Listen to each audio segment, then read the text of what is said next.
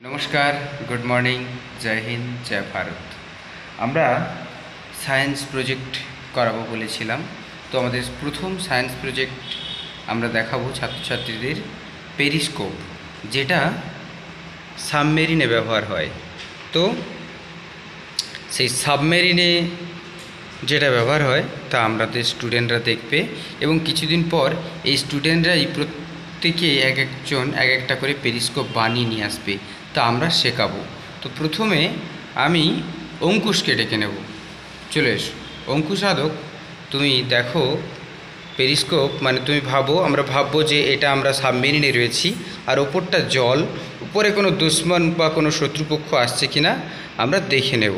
চলো অঙ্কুশ সাধক, তুমি দেখে নাও পেরিস্কোপে কি দেখতে পাচ্ছ অঙ্কুশ?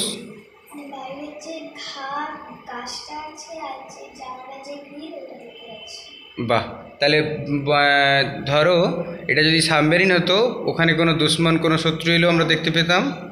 ভেরি গুড বেটা। चलो बैठ जाओ। नेक्स्ट यू कम, तुम्हें देखो